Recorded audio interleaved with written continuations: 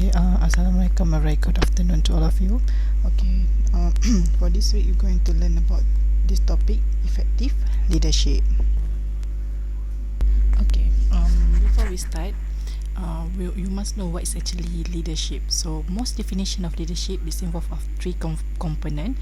Okay, it's include the influence, groups, and also goals. So, firstly, leader are the one of the individuals who influence the behavior of others. Okay, firstly, leaders are the individuals who are actually going to influence the behavior of others. So influence here means you mempengaruhi. Okay, you influence behavior of others. That's why if you have a good example, so people under you, we're going to follow the good example. So you are the individuals who influence the behavior of others. Okay, second, the leadership is usually examined in the context of the group, especially a work group, such as a manager and his or her team or subordinates. Okay, when you talk about leadership, normally it's involve a group. Okay, leadership, they're not going to be a leader for their own. Okay, but it's leader for one group, especially during the work group. Okay, example as a manager is your leader and your subordinates. Okay, your team or your subordinates. Third, researchers on leadership, they stress on group goal that has to be accomplished. So there's the third component of the leadership is involve the goals of the goals that you want to be accomplished. Okay, so the definition of leadership is actually the process in which the process in which an individual's influence group member towards the attainment of the group or organizational goals. Okay, so this is the definition of that I told you. There are three components: influence, groups, and so goal. Okay, first, the definition of leadership, they must able to influence subordinate or behavior of others. Second, the work group, such as the manager and his or her subordinate, for example, the HR department or the quality department. And we have the goals, stress on the group goals that have been established.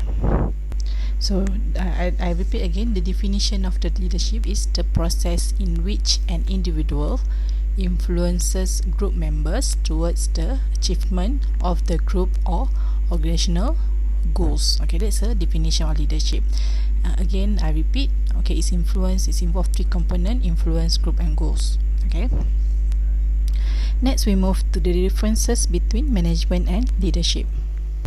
Okay, as you can see here, there's a difference between management and leadership. Okay, management is to direct or control a business or department and its people, equipment, and the money involved. So leading is the action where a person takes charge of a situation or activity and lead the people involved towards the goal. Okay, this is manage and also leading. Okay, so I want to make a differences between management and also leadership. Okay, managing, we have managing, manage managers. Okay, managing and leading are two different ways to organizing people. So in manage, okay, manage actually you want to direct or control a business or department and its people, equipment, and the money involved. The money involves, that's manage. Okay, you are managing, direct, control a business, department, and its people, equipment, and the money involved. So managing actually the action. Okay, managing is actually the action where a person direct, control a business and also department, while manager is actually a person who is responsible for planning, directing, and monitoring the work of a group of individuals in a business or department. Okay, manage is to direct, you manage something. Managing the action where person direct, while the manager is the person who responsibilities for the management. Okay, while lead, okay, lead is to take someone somewhere by going in front of the person to show him or her the way while the person follow. You're going to lead someone and others will follow you. Okay, leading is the action where the person takes charge of a situation, activity, and lead people involved towards the goals. And also, leader is someone who needs to have the ability to lead others or the team of an individuals in achieving goal. Okay, there are few differences between management and also leadership. Okay, as you can see here, okay, there are a few difference between management and leadership. Okay, we have planning and budgeting, establish direction, organizing and staffing, aligning people, controlling and problem solving, motivating and inspiring, produce a degree of predictability and order, and also produce change. Okay, for the management, planning and budgeting is more to involving the planning and budgeting means that they establish detailed steps and schedule for achieving needed result before allocating the necessary resources to make it happen. While leadership, they're going to establish direction where they're going to develop a vision for the future, often the distant future, and draw up a plan and required strategy to create the changes needed in achieving that.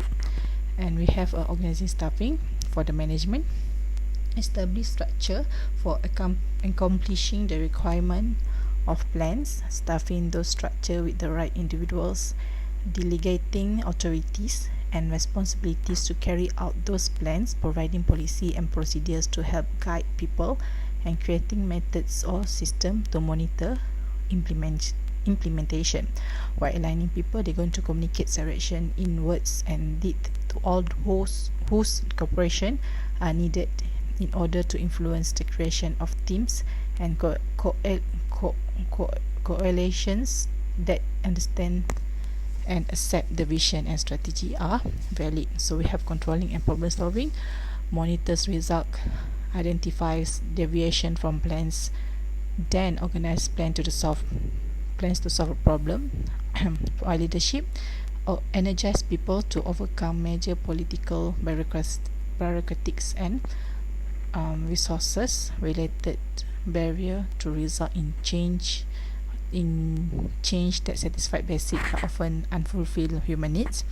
And management produce a degree of predictability and order, has the potential to consistently produce expected short-term result, and has the potential for the leadership produce change, has the potential to produce extremely useful change. Okay, this is the difference between management and also leadership. Okay, next we move to the characteristics of leadership. What is the characteristic of leadership?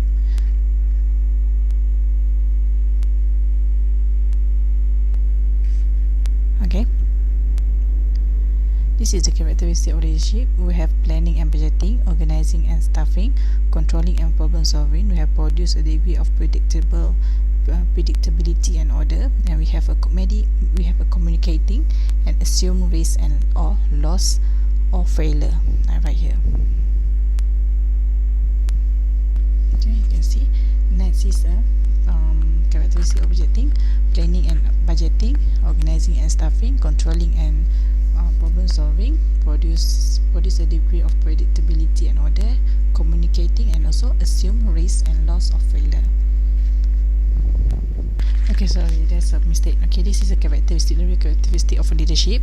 Okay, the characteristic of leadership, they're going to establishing the direction, because as I told you as a leader, people who lead you, you are going to lead people to follow you. So actually you are the one who going to establish the direction in your organization.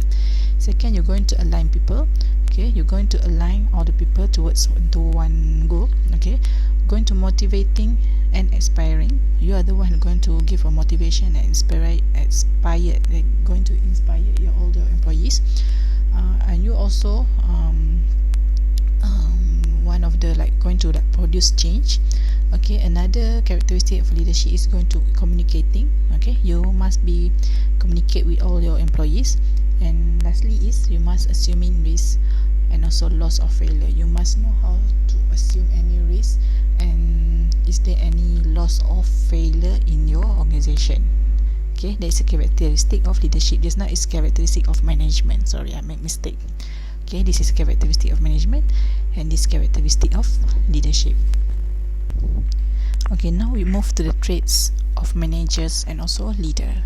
Okay, the managers is person who manage and also leader. Okay, what are the traits or the characteristic? First, managers, they do not ensure imagination, creativity or ethical behavior, and leaders, they use personal power to influence the thought and action of others. Managers rationally analyze a situation while developing a systematic selection of goals and purposes. For example, what is to be done. Leaders' intuitive mystical understanding of what needs to be done directs energy towards goal, resources and organization structure and determining the problems to be solved. And leaders directs energy towards providing guidance to people in achieving a practical solution.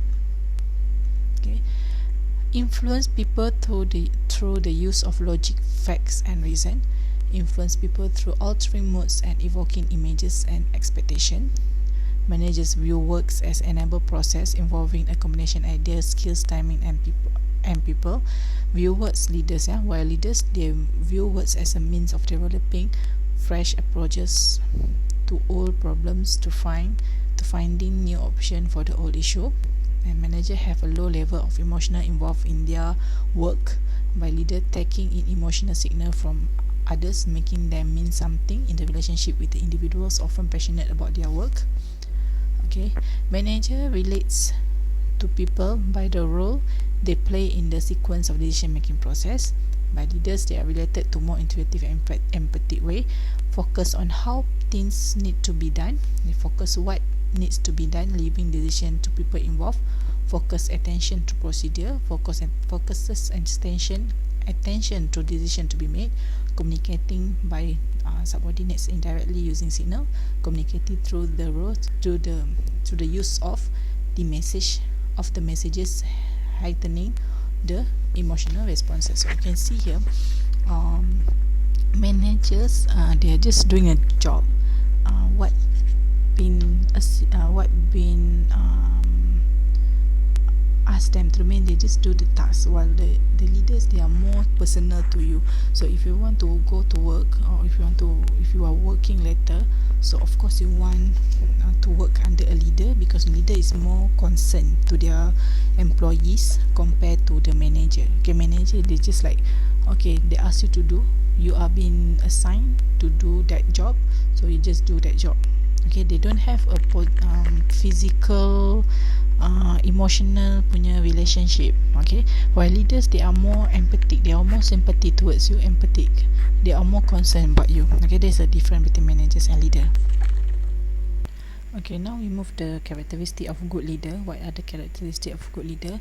First, you must have an exemplary character.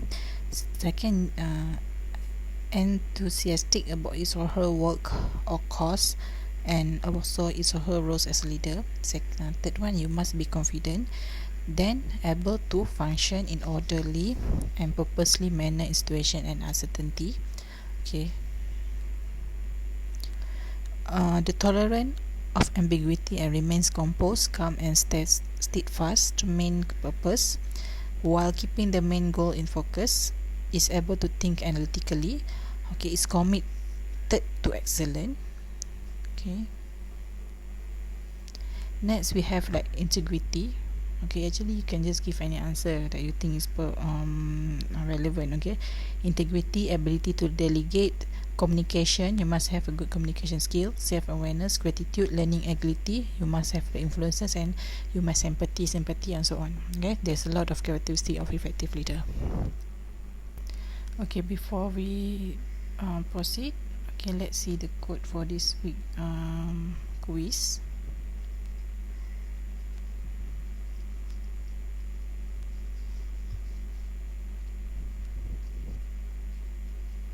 Okay, this is the code for this quiz, for this week quiz. Leadership 09 MGMT. Leadership 09 MGMT without space.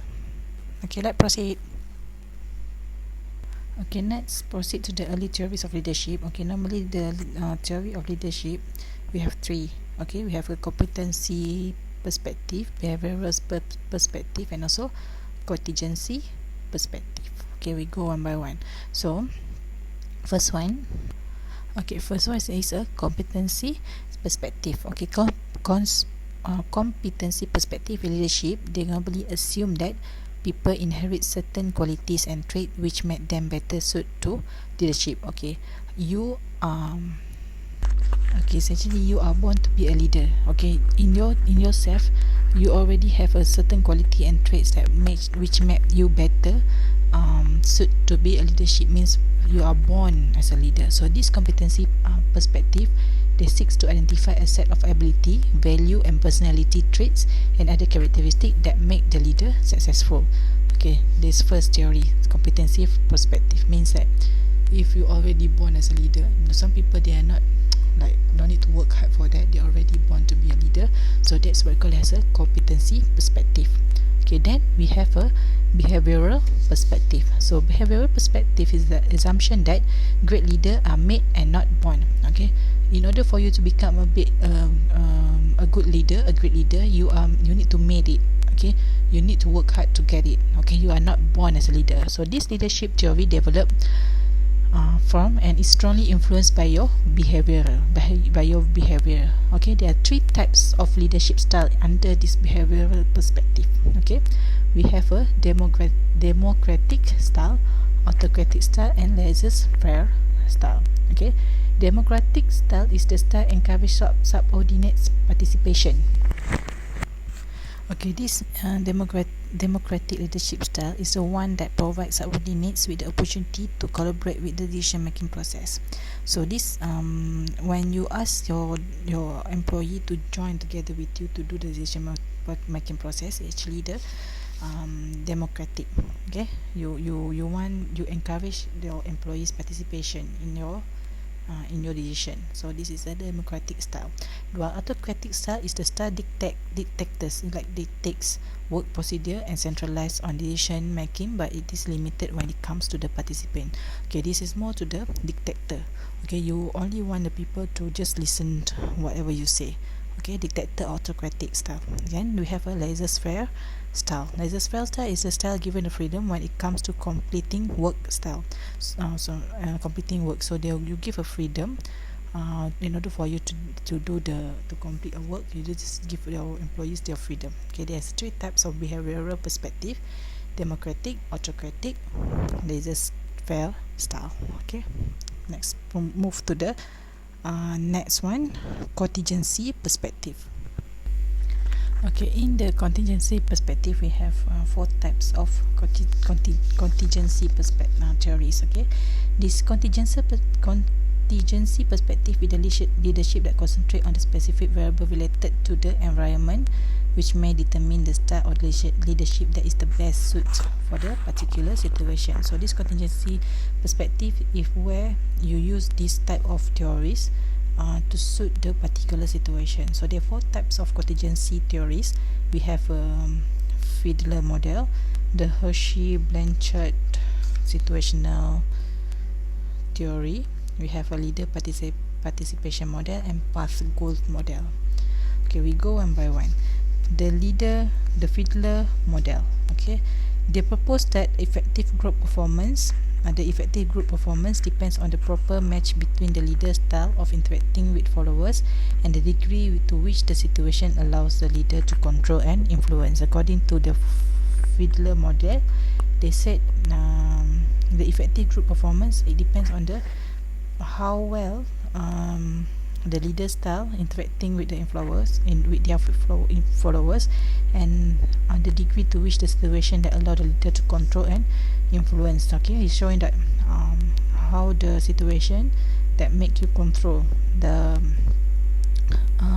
how you control the situation and how you influence the others based on that situation. Okay, this Fred Fiedler, they developed the least preferred co-workers, we call it LPC questionnaire, to ascertain whether one is task or relationship oriented. So according now this Fred Fiedler, he do one of the questionnaire, we call it as a LPC, to see whether you are under the task or under the relationship oriented. Okay, next we have the Hersey-Blanchard situational theory. According to this, normally this Hersey-Blanchard situational theory, they measure followers' readiness. Okay, the followers means your employee. Readiness refer to the extent to which people have the ability to accomplish a certain task. Okay, normally there are 4 types of leadership style based on this theory. Okay, we have telling, selling, participating, and delegating. Okay, this is a leadership style under Hersey-Blanchard situational theory. Okay, first one is telling. Telling is the leader define roles and instruct people on how to carry out certain tasks. The leader is the one who going to give you roles, and they're going to instruct or give you order on how to carry out the certain tasks. Okay, this is telling. Then we have selling. The leader provides the necessary support, like for example machinery, etc. Okay, the leader they provides the necessary support. And we have participating. Both the leader and member share in the decision making. Both the leader and the member share in decision making. And we have delegating. The leader provides minimal suggestion or support. So under the Hersey-Blanchard situational theory, we have 4 types of leadership. We have telling, selling, participating, delegating. Okay, telling, the leader define roles, instruct people on how to carry out certain tasks. Selling, the leader provides the necessary support, for example machinery. Participating, both the leader and the member share in decision making. And we have delegating, the leader provides minimal suggestion or support. Okay, next we proceed to the leader participation model. A leader behavior must adjust to reflect to the task structure. Okay, this model developed by Victor Vroom and Philip Eaton in the early years of 1970. So this theory states that the leader's behavior must adjust to reflect the task structure. It is normally known as a normative because it provides the set of rules that leader needs to abide by. So the leader their behavior must adjust reflect to the task behavior according to the task behavior. Okay, this is a leader participation model. So leader is the one who participate into task structure. Next we go to the last one for the contingency perspective. Okay, we have a path goal model. Okay, so in path goal model, they are founded by the Robert House. So normally 4 leadership behavior involved in this path goal model. We have directive leader, supportive leader, participative leader, and also achievement oriented leader. So directive leader is the direction comes from the leader, and specific guidance on how to get the job done is passed down. So you're going to get the order from your leader, and what the guidance that you need to know is based on the leader is the one who give to you. So this is a directive leader. So we have the supportive leader, means that the leader show concern for the needs of subordinates. Okay, supportive leader means the leader being supportive, means they're going to show some concern of what their employees needed or what their subordinates need. Then we have a participative leader, the leader that use discussion and consensus decision making with the group members. So this participative leader, they use normally before they make any decision, they do the discussion and they do the consensus decision making with the group members. And lastly, we have achievement oriented leader, where the leader set challenging goals and expect subordinates to perform to their best abilities. Means this leader, they're going to set the challenges goal, and he expect the subordinates to perform to their best ability towards the goal. Okay, that's a path goal model: directive, supportive, participative, and also achievement oriented leader. Okay, next we move to the managing power. So managers and also non-managers use power in their decision making process. So is this normal for managers and non-managers? If you have power, you use your power to do the decision making process. So manipulate power to accomplish goal in many cases to threaten their position. Normally you're going to manipulate your own power, you use your own power to strengthen your position. So a leader's success or failure is using or reacting The power is largely determined by understanding power, knowing how, when to use it, and being able to anticipate to probable effect. Okay, there are a few importance of power. Okay, this is the importance of power. First, recognize that there are multiple interests in every organization. To understand an organization political landscape by knowing what interests exist and whom they belong to understand the basis for the difference, to know where power is derived from and how sources of power can be nurtured, and to recognize the strategy tactics through which organizational power is developed and used. Okay, power okay, there's normally 5 sources of power. Okay, normally 5 sources of power. We have a reward power, coercive power, expert power, legitimate power, reference power, information power, and charismatic power. Okay, we have 5 together, 6 power. Okay, this is the power that I mean it. Okay, power is like kuasa, bukannya power tenaga. It's not that.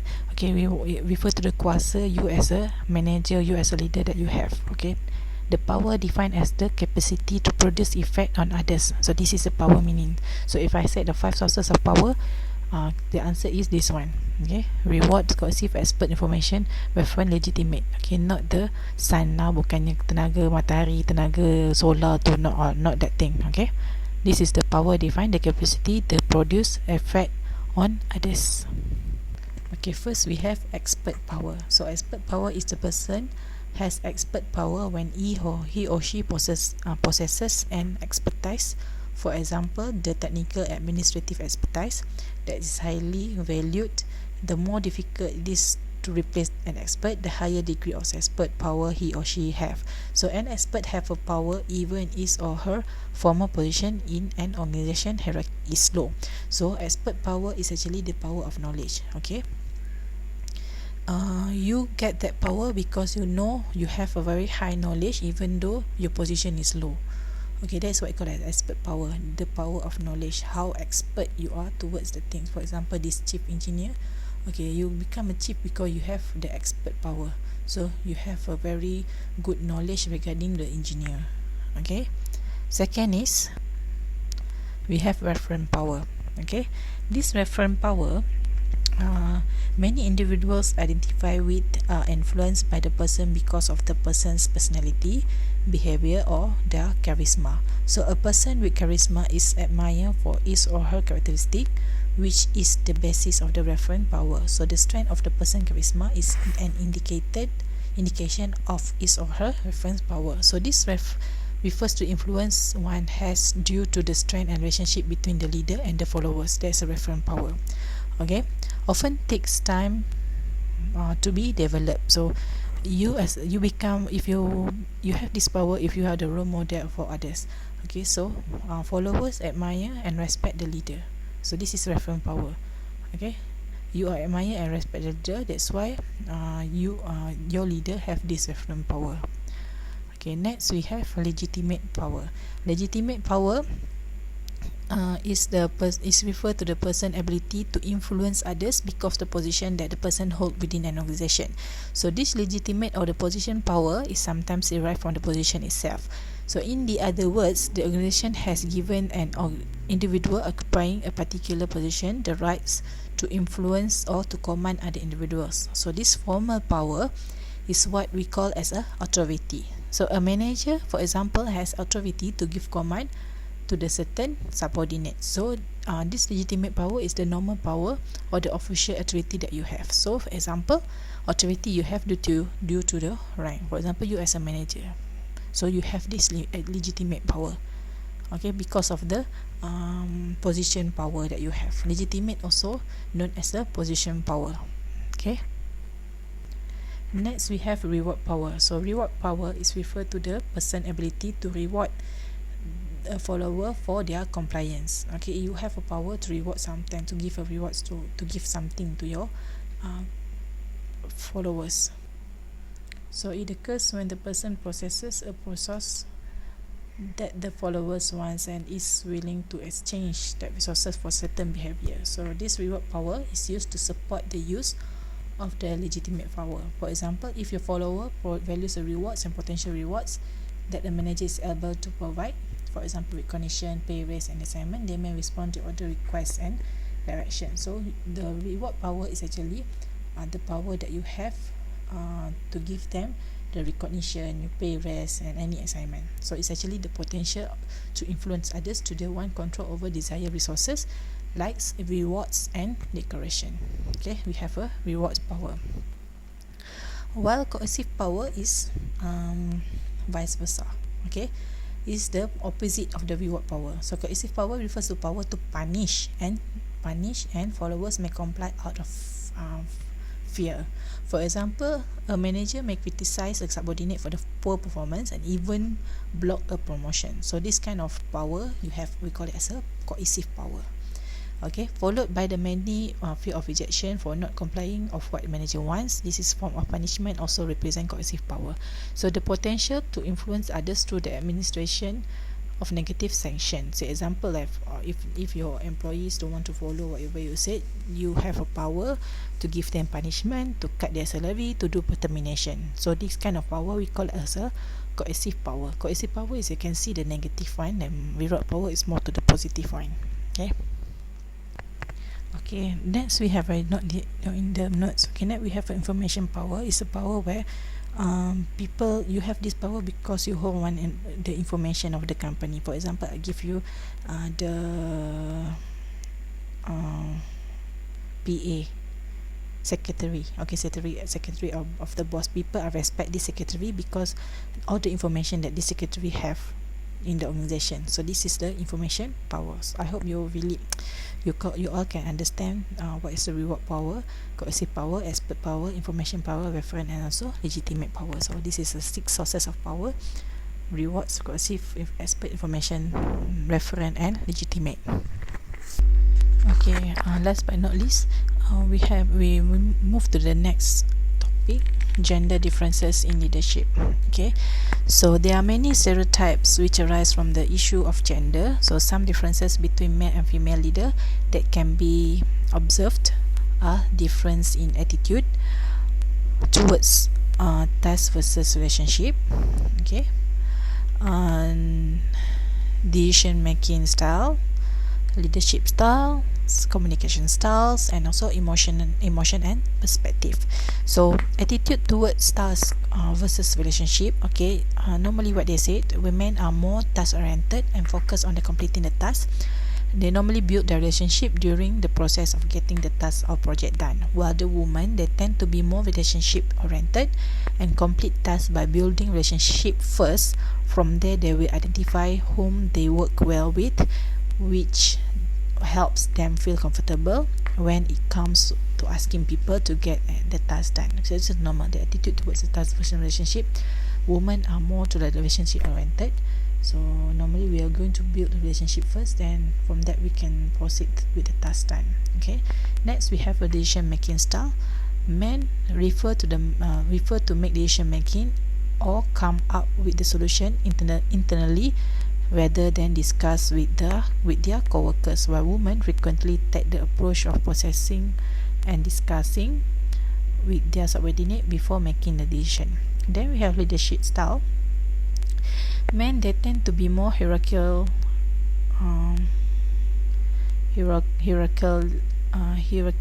calling only the people closest to them at their level when necessary in order to accomplish the decision making process, while women who tend to be relationship oriented and guided by consensus. And the communication style, men may leave the conversation thinking that they had not made agreement to what has been said. Therefore, it's not surprising if the men later discover that the woman had not agreed at all. By women use most direct eye contact during conversation to create relationship and connection. And lastly, we have emotion and perception. Men, they are more direct and simple. They tend to predictable. Men are usually easier to cooperate and work with, and the disadvantage of this is the frequently criticized by others for not having the best interests of their work at heart, but women tend to get emotionally involved when it comes to their work, and as a result some female leaders tend to behave more unpredictably. Okay, so this is the differences between men and female leaders. Okay, attitudes towards trust versus relationship, decision making style, leadership style, communication style, emotion and perception. Okay, that's all for this week. If you don't understand anything, kindly message me. So that's all. Have a nice day. Bye bye.